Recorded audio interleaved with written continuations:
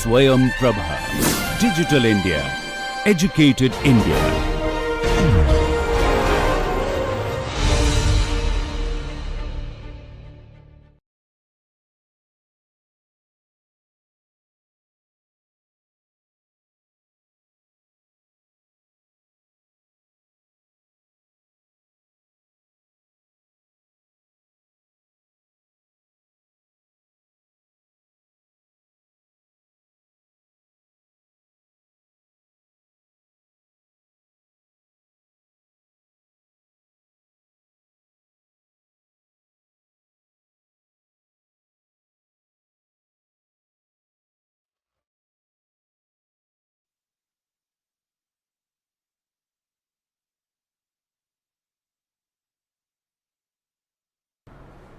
So, you are now in a position to calculate the stresses in a thick cylinder. You can also decide where the maximum stress is going to occur and what is its magnitude. We will now consider some application of this analysis to advantage. You can make cylinder consisting of one material spreading all over the thickness. We can also have the same cylinder made by fitting one cylinder onto the other. So, if you have such construction, they are sometimes called as duplex cylinder, and the assembly is done by shrink fitting. So, if you consider a duplex cylinder to be made up of two cylinders like this, one of radii A and B, another of radii B and C. In this case, the inner cylinder has been fitted into the external one to get this composite cylinder or duplex cylinder. Now, in order to do that, we go for shrink fitting. In shrink fitting, what is done is that we start with the two cylinders which are like this. This is the outer cylinder. The inner radius of the outer cylinder is less than the outer radius of the inner cylinder. So, therefore, these two radii, they have a initial difference delta, which is known as interference, and the assembly is done. It can be done in two ways. Either you go for cooling the internal cylinder and cool it so that it can be easily inserted into the external cylinder, and then allow the assembly to come to the normal temperature and you get the assembly. And while this inner cylinder is coming to the room temperature, it is beginning to expand. Therefore, it will try to induce some pressure at the interface, and that will try to expand the outer cylinder, and hence this inner radius of the outer cylinder will get expanded. And since the expansion of the outer radius of the inner cylinder cannot take place freely, the pressure which develop at the interface is going to also compress the inner cylinder, and in the process the inner cylinder is going to get contracted by some distance, and they will finally attain a common internal radius. So, there will be some radial pressure developed at the interface. Let us say that this is how the radial pressure is going to develop at the interface, So, under the action of the radial pressure, this is going to expand, and the same radial pressure is going to cause the contraction of the inner cylinder.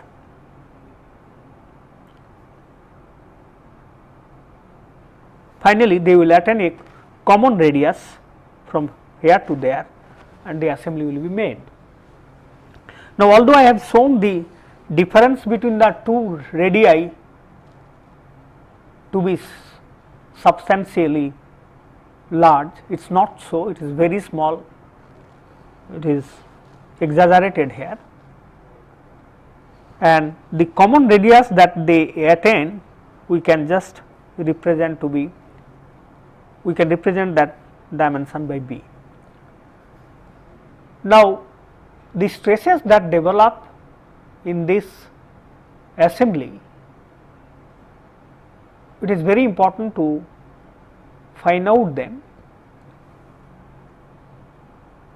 and after the assembly is made, if the cylinder is made use of to store some fluid at high pressure, then in that case the stresses are going to develop due to fluid pressure, and hence the total stress that is going to come up in the assembly is going to be the sum of the stresses due to fluid pressure and also the stresses due to shrink fitting. Now, I said that the assembly can be done in two ways. The other way is that you can allow the external cylinder to expand by heating, and after it has got expanded, it can be pushed over the inner cylinder, so that on cooling they will come to room temperature, and again the assembly can be made. In either case, you are going to have contact pressure developing at the interface, and that contact pressure is going to expand the inner radius of the outer cylinder, and it is going to contract the outer radius of the inner cylinder. So, it is important to calculate these stresses. So, first we like to calculate these shrink fit stresses. Now, let us consider that the contact pressure that develops is equal to Pc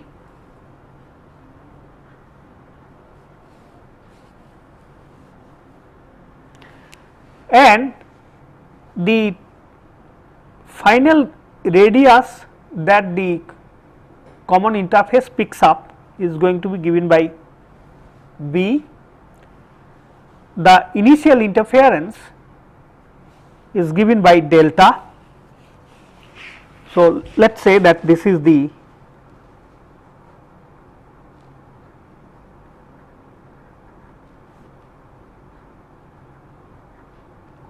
contact pressure,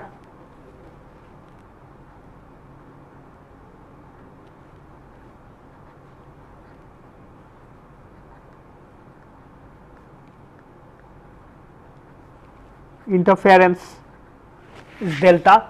In fact, this is radial interference.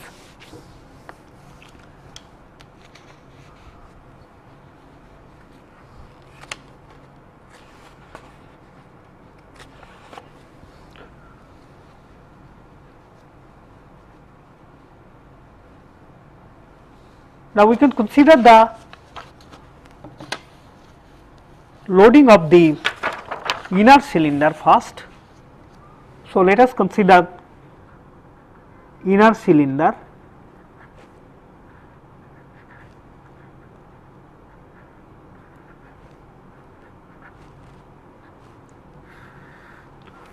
So, the inner cylinder is subjected to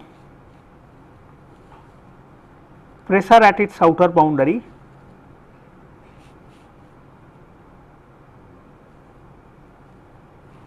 So, we have the inner cylinder with radii A and B. Now, in the assembly the inner cylinder is subjected to contact pressure Pc.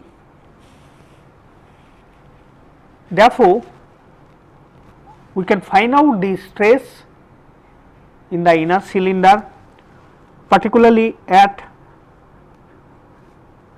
r equal to b. We have the stresses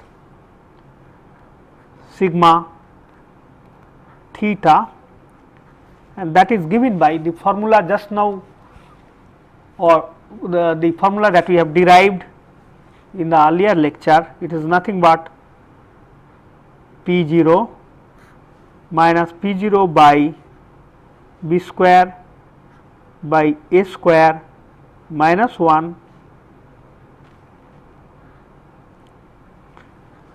B square by A square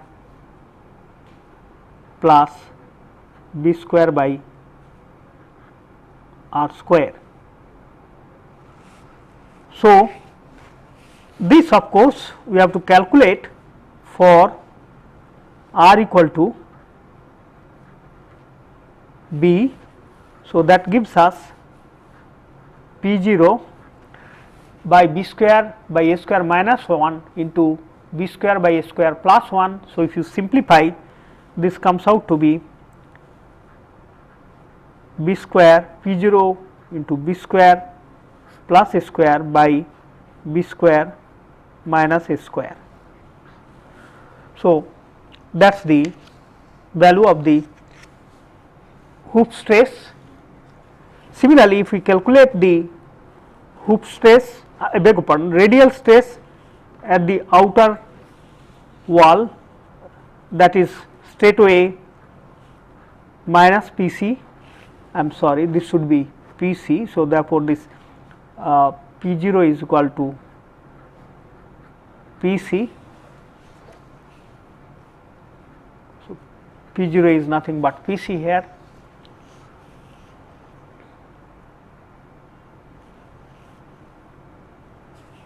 So, at the end what we have is that sigma r is Pc and sigma theta is equal to Pc B square plus A square divided by B square minus A square. Now, let us try to see what is the contraction of the outer radius of the inner cylinder. So, therefore, to calculate that, we can now consider the hoop strain, that is given by u theta equal to u by r. So, if epsilon theta is to be calculated at r equal to b, then that is going to be given by u divided by b, and by using the Hooke's law, we can write that epsilon theta is nothing but sigma theta by E minus nu times sigma r by E. Now, let us consider that in this case the properties of the materials are different. So, therefore, let us consider that this is modulus is given by EI here, Poisson's ratio is given by nu I for the internal cylinder. So, EI, nu I are the properties.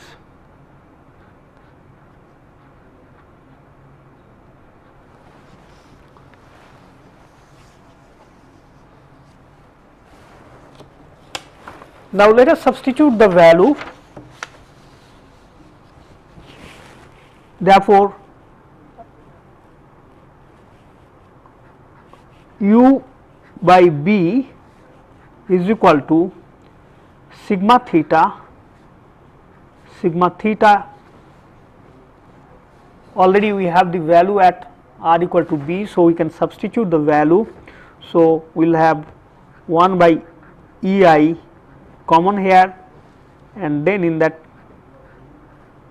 substitution of sigma theta will give us minus P c b square plus a square by b square minus a square minus nu I into sigma r is minus P c. So, therefore, it will be nu I multiplied by P c. So, that gives us the value of the strain at r equal to b, and if we calculate u is going to be given by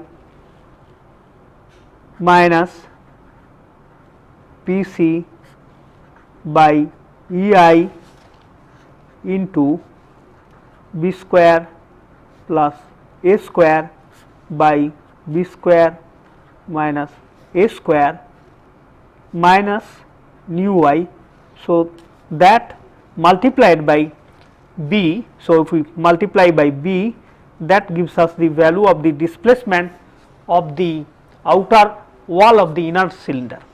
Now, in this case you see that nu is always less than 1 and this ratio is greater than 1. So, therefore, this value is going to be positive, and herein all the quantities are positive. So, therefore, we have a displacement which is negative. That means it indicates that the outer wall is going to move inward. So, there will be contraction. So, therefore, the contraction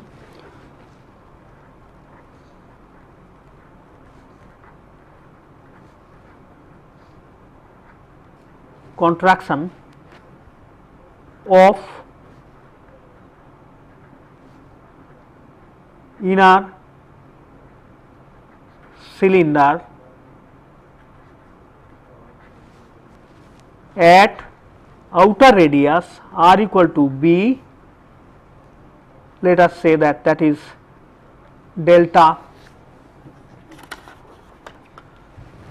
1 is equal to P c b by E I into b square plus a square by b square minus a square minus nu I. So, this is, let us say, 1. Now, we can calculate the deformation of the outer cylinder in the similar manner. So, if we consider the outer cylinder now,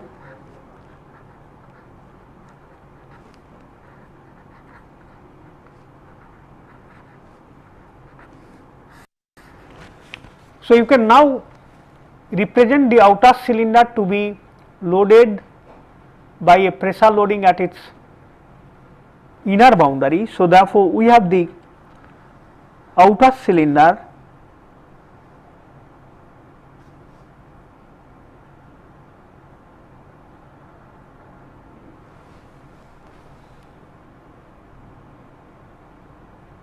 So, this is the outer cylinder, its inner radius let us represent approximately by b and its outer radius by c, and this is loaded by P c, the contact pressure at its inner boundary. So, therefore, this is again P c. Now, under the action of this pressure P c, the inner radius of the cylinder is going to expand. So, we would like to calculate that expansion. First of all, let us calculate the stresses at the inner boundary of the outer cylinder. We have sigma r stress, sigma r in this case it is going to be given by this relationship. So, P c divided by c square by b square minus 1 c square by r square minus 1, and this is at r equal to b. So,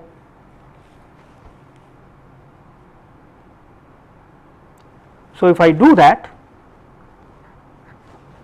so there is a negative sign here. So, therefore, sigma r, if I put r equal to b, that gives us minus Pc.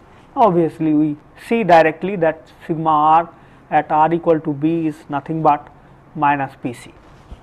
Similarly, sigma theta is equal to Pc divided by c square by b square minus 1 c square by r square plus 1, and if we put r equal to b, this will give us Pc c square plus b square divided by c square minus b square. So, that is the stress at the inner wall of the outer cylinder. If we want to calculate the change in inner radius, then again we calculate from hoop strain, which is given by u by r, and therefore, at r equal to b we will have u by b is the strain. In turn, this is also given by the hoop strain in terms of the stresses, which is nothing but sigma theta by modulus of elasticity of the material. So, if we consider the modulus of elasticity of this outer cylinder to be given by E0, so sigma theta by E0 minus nu times sigma r by E0. So, this nu again we would like to have suffix 0 to indicate the outer cylinder. So, that is to be calculated for r equal to b. Since we have the stresses at r equal to b, then we can directly get u by b is equal to Pc E0 c square plus b square by c square minus b square minus nu 0 Pc.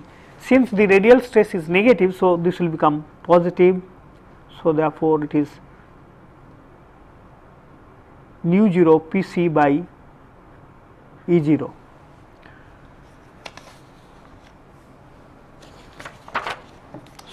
Finally, we get the radial displacement u at r equal to b given by Pc by E0 into b multiplied by c square plus b square divided by c square minus b square, nu 0 plus nu 0. So, that is the value of the displacement. Herein you find that this is positive quantity greater than 1, this is positive quantity, and these are all positive. So, therefore, u is positive, thereby indicating that the inner radius of the outer cylinder is going to get expanded, and if we represent this expansion by delta 2, so this expansion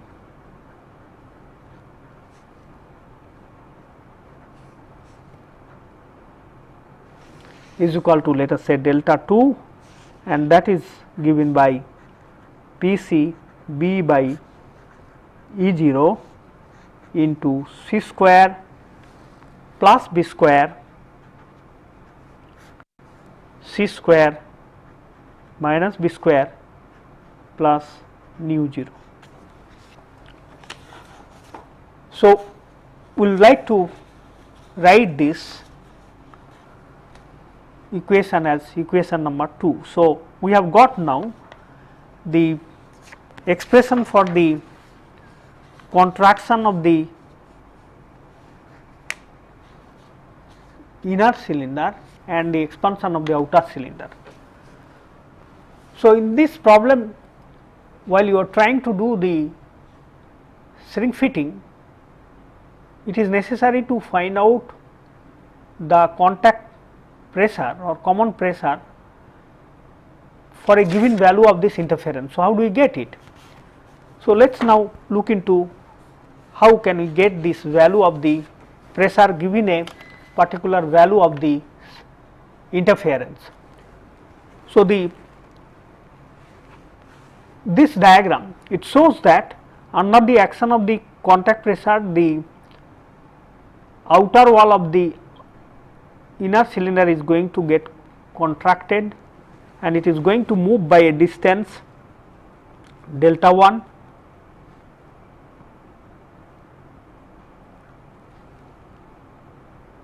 So, this is delta 1.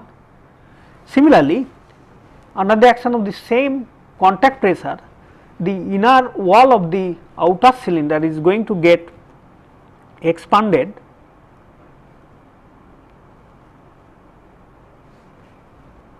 by this amount delta 2. So, therefore, the initial interference, if the two cylinders attains a common radius like this, then obviously the sum of the contraction and expansion of the two cylinders must be equal to the interference. So, this is the compatibility condition here, that the contraction of the inner cylinder plus the expansion of the outer cylinder is nothing but the initial interference. So, that gives the relationship to calculate the contact pressure. So, we can now substitute the values. First of all, let us write the compatibility condition.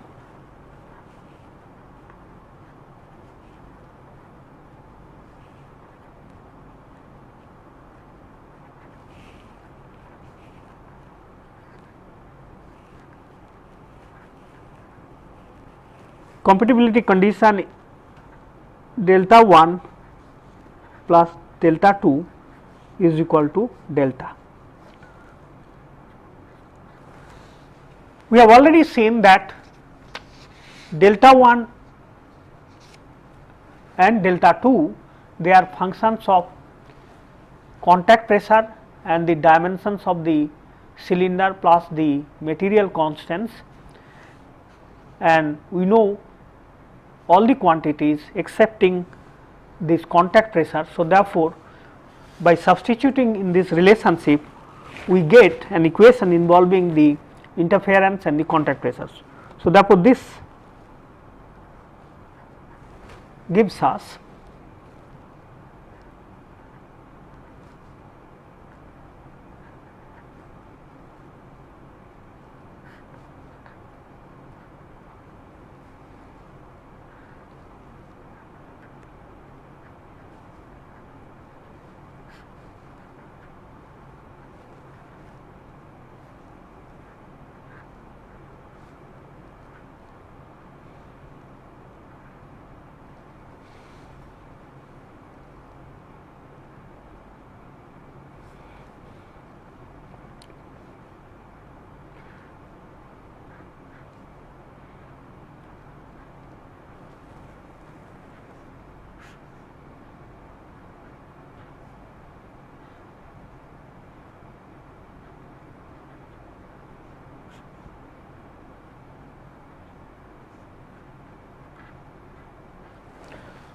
so the final equation is delta equal to Pc into B by Ei into B square plus A square divided by B square minus A square minus nu I plus Pc into B by E0 into Ci square plus B square divided by Ci square minus B square plus nu 0.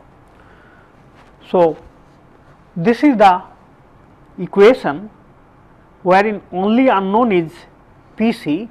Therefore, given the value of this interference, one can calculate the contact pressure, and then it is possible to calculate the stresses developed in the duplex cylinder.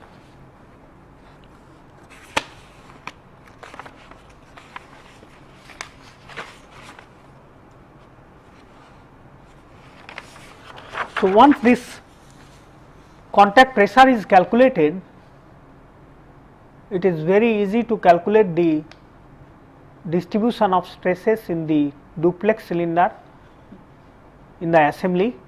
So, we would like to show those stresses. The radii, let us say that A is the internal radius, B is the common radius, C is the external radius, as we have considered the symbol earlier. The internal cylinder is going to be subjected to external pressure loading. So, therefore, we are going to get the stresses developed due to the interference, they are going to be same as in the case of a externally pressurized cylinder. So, therefore, we will have the variation of the stresses. This is the variation of sigma r, and the variation of hoop stress is going to look like this. Therefore, this is sigma theta due to contact pressure, this is sigma r. Similarly, the outer cylinder is going to be subjected to internal pressure, therefore, we are going to get the hoop stresses given by this variation. So, therefore, this is the variation of sigma theta due to contact pressure, and the radial stress is going to have a variation of this sort. So, this is sigma r due to contact pressure P c. So, this is how the stresses are going to develop in the inner and outer cylinder. Please note that the stresses that develop at the internal radius of the duplex cylinder is going to be compressive, and it is going to be tensile at the common radius when you consider the outer cylinder.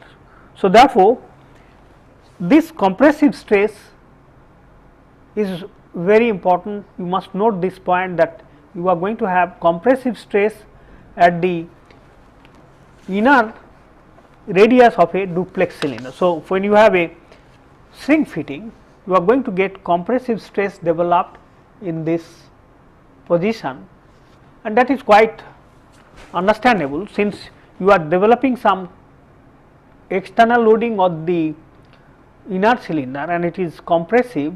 Therefore, you are going to have compressive stress in the circumferential direction here. On the other hand, since the same contact pressure is trying to give internal pressure to the outer cylinder, we are going to have tensile stresses in the inner radius of the outer cylinder. Now, these stresses can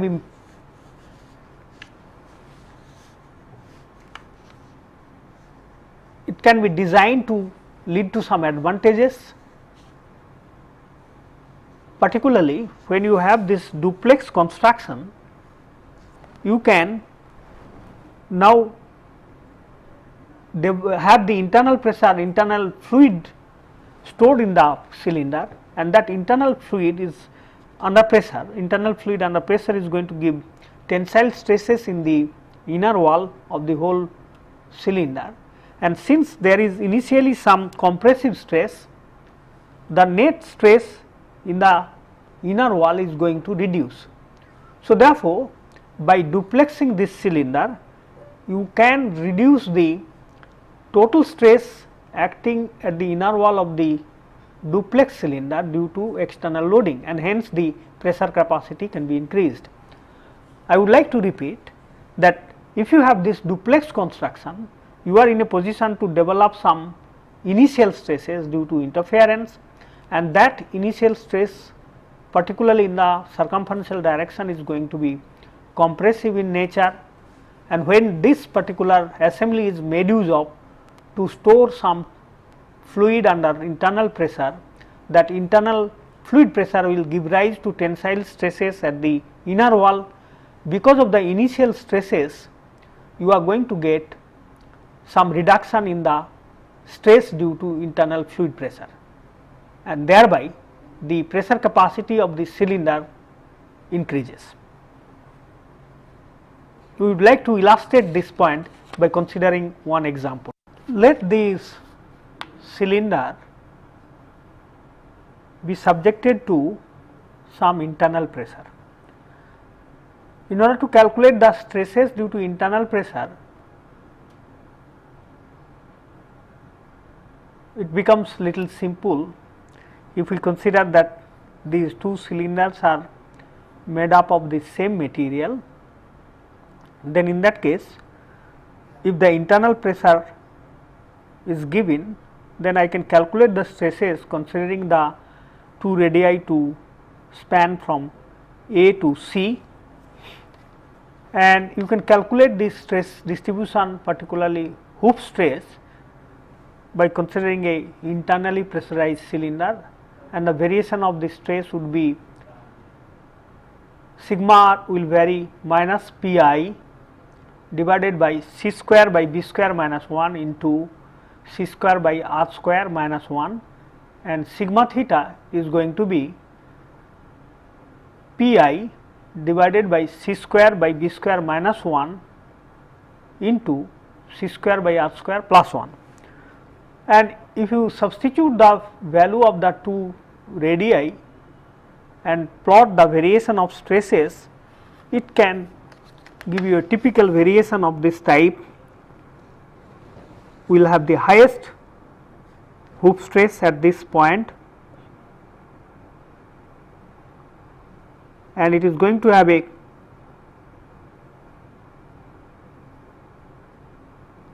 continuous variation like this. So, therefore, this is nothing but sigma theta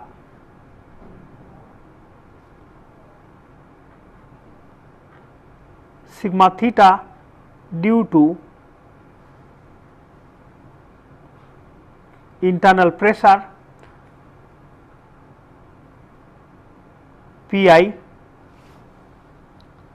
and now if we find the resultant stresses, sigma theta due to interference is given by this. Since these are compressive stresses, you will find that this maximum is going to get reduced by this one. So, therefore, we will have it reduced there from this magnitude. Similarly, there is a reduction by this magnitude at the outer wall. So, therefore, it will come down to this value, and hence the variation of the sigma theta in the inner cylinder is going to be given in this form. So, this is the sigma theta total.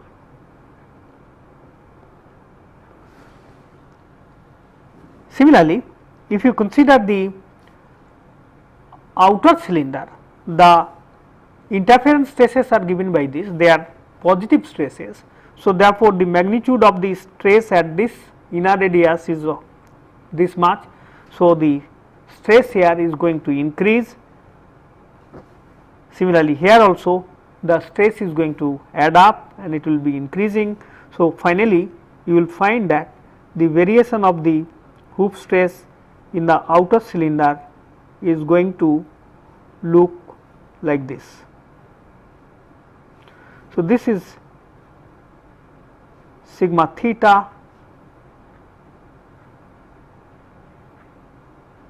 total for the outer cylinder. So, therefore, the final hoop stress variation will be going to be given by this dotted line.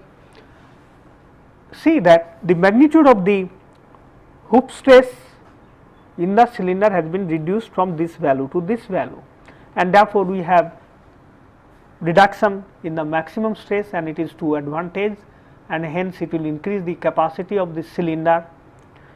And we have also increased the level of stresses in the outer cylinder. So, therefore, here the stressing of the material has become little more uniform.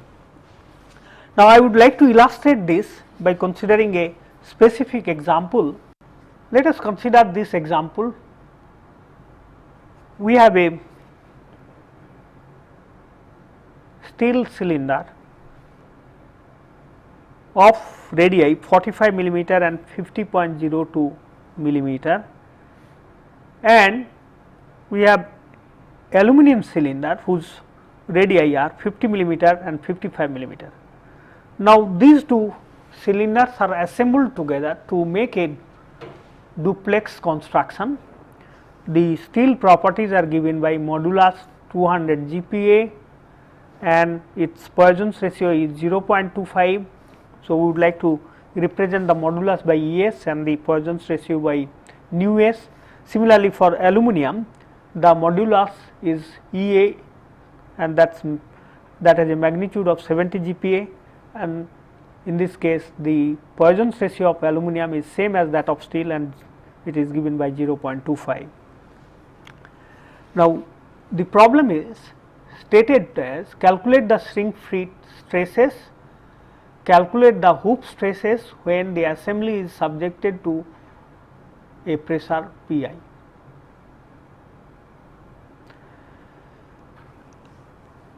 In solving this problem, we proceed like this. We just assume that the common radius after assembly is going to have a value approximately equal to 50 millimeter, and A according to our symbol that we have adopted earlier, A is equal to 45 millimeter, C is equal to 55 millimeter. And the radial interference, you see that radial interference is nothing but this 50.02 minus 50. So, therefore, radial interference is equal to 0.02 millimeter. So, if we recall the relationship that we have obtained relating the interference, contact pressure, moduli and the dimensions. So, we had this relationship. Herein we can substitute the values, noting that this Ei is nothing but Es, nu I is nothing but nu s, and E0 is nothing but Ea, and nu 0 is nothing but nu a. So, if we substitute the value, so we have after symbols are all shown here. So, if we substitute now the value, we will keep it all in Newton millimeter units. So, therefore, it is 0.02 is equal to Pc into B is 50 divided by modulus 200 into 10 to the power 3, it is in Newton per millimeter square.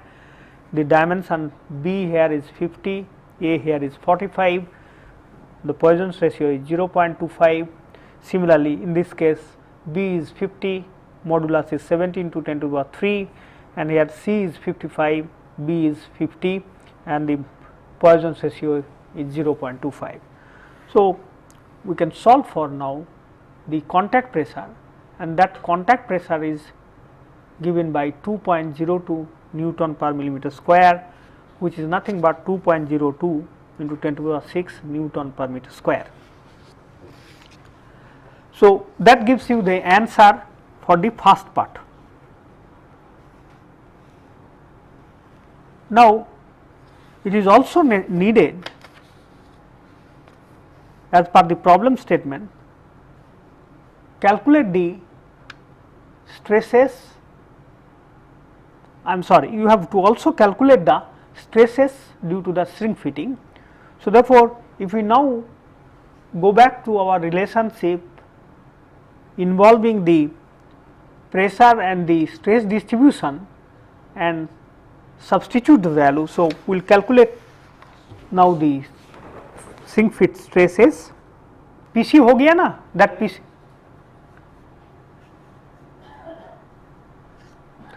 So, we will now calculate shrink fit stresses. Let us first consider the steel cylinder, which is nothing but the inner cylinder. It is subjected to radial pressure from outside. So, therefore, sigma r at r equal to A is 0, sigma r at r equal to B equal to minus P c, which is nothing but minus 2.02 Newton per millimeter square. Similarly, hoop stress sigma theta at r equal to A is going to be given by P c 2 times B square by A square divided by B square by A square minus 1. So, if you substitute the values, this gives you 21.25 Newton per millimeter square. Similarly, sigma theta at the outer radius, this is given by P c B square plus A square by B square minus A square, and once you substitute the values, it gives you magnitude equal to minus 19.25 Newton per millimeter square.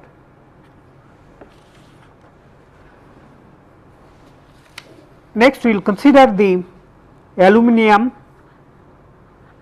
cylinder, which is the outer cylinder.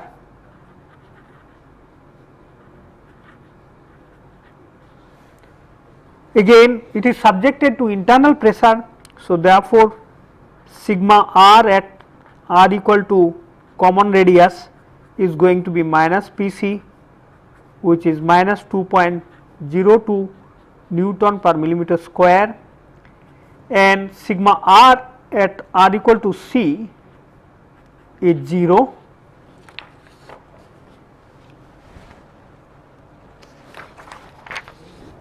Then we have sigma theta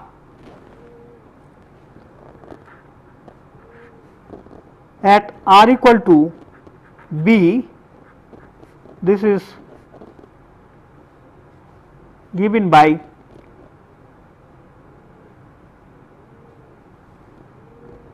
P c C square plus B square divided by C square minus B square, and this is of magnitude this is of course positive.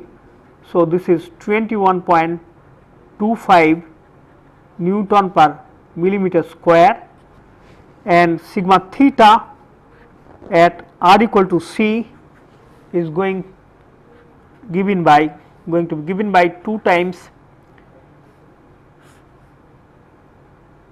P c divided by C square by B square minus 1, and once you simplify this, this comes out to be 19.23 Newton per millimeter square. So, with all these stresses, if we now get back to our plot, we get the following.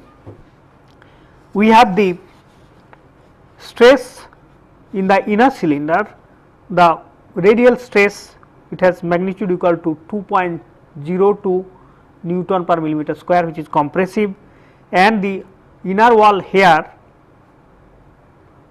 going to have a stress of magnitude equal to 21.25 Newton per millimeter square, and this stress here it is 19.25 Newton per millimeter square. Similarly, here the inner wall of the steel cylinder has a stress of magnitude 21.25 Newton per millimeter square, and the external radius has a stress of 19.23 Newton per millimeter square. So, the stresses are given with magnitude.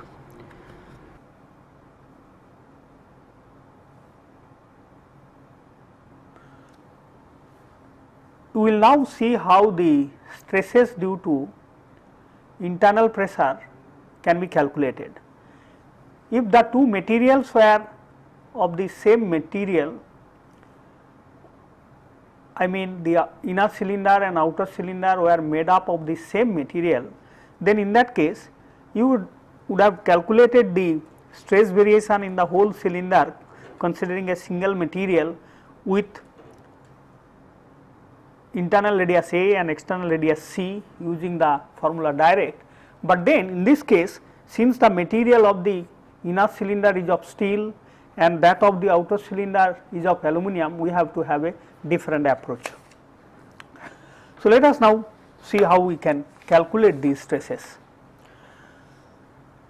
What you can consider here, just think of the existence of the inner cylinder.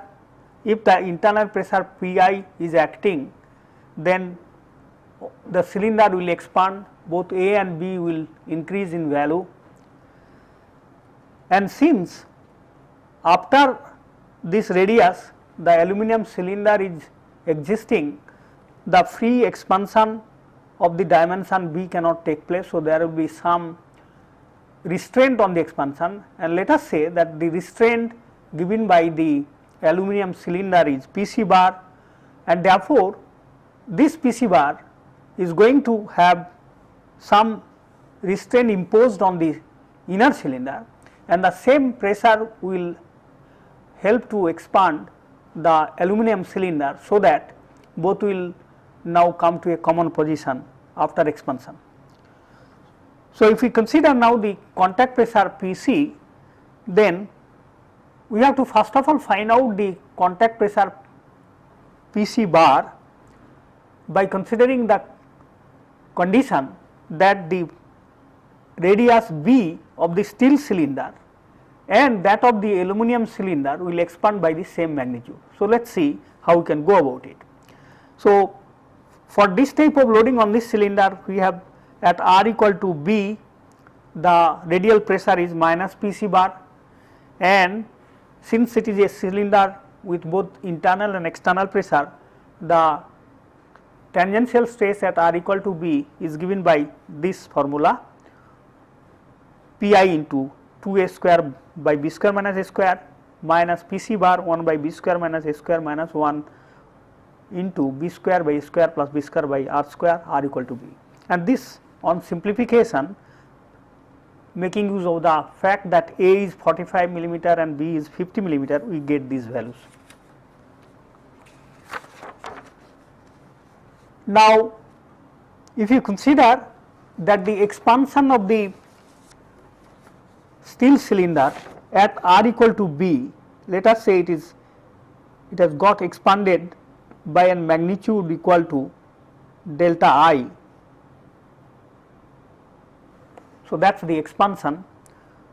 So, the strain that is going to develop in the circumferential direction is nothing but delta I by B, and that should be given by the relationship sigma theta minus nu s into sigma r divided by Es.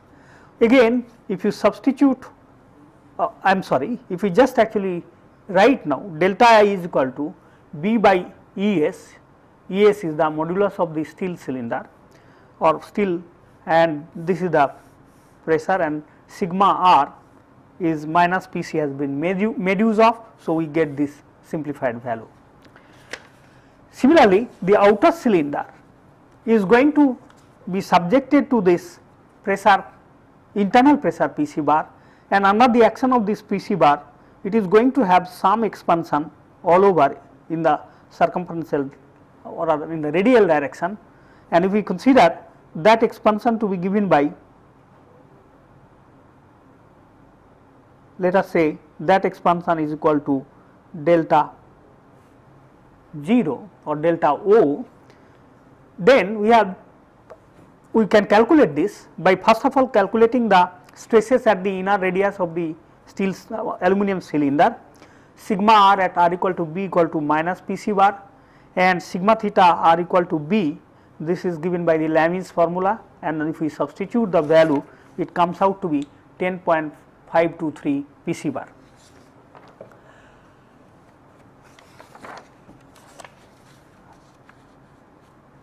obviously this strain which is in the circumferential direction, it is given by delta 0 by B equal to sigma theta minus nu A into sigma r by E, and if we again substitute these values here, we get this much.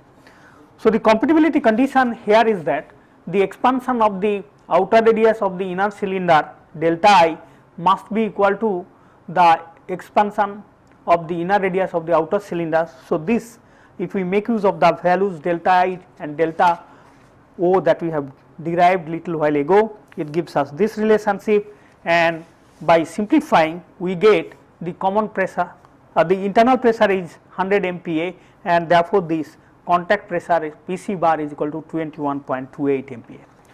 So, after having done this, having got this, it is very easy to calculate the stresses due to Pi.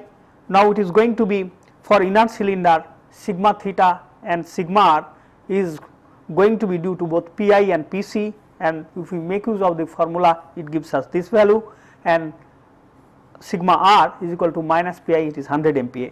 Similarly, at the common radius r equal to B, sigma theta, already we had this formula earlier, so we substitute the value, we get this value, and sigma r is given by this value. Similarly,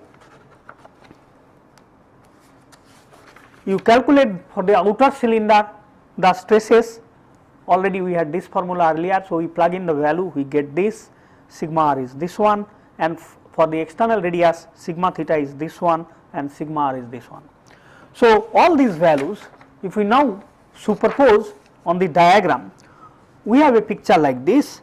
The stresses due to the internal pressure is going to vary like this in the inner cylinder, and the stresses due to the internal pressure is going to vary like this in the outer cylinder. So, this is the variation of the stresses in the inner and outer cylinder. So, the values are 728.8 and this is 650.04 and this is 223.93 and this is 202.66. So, these are the stresses due to sigma theta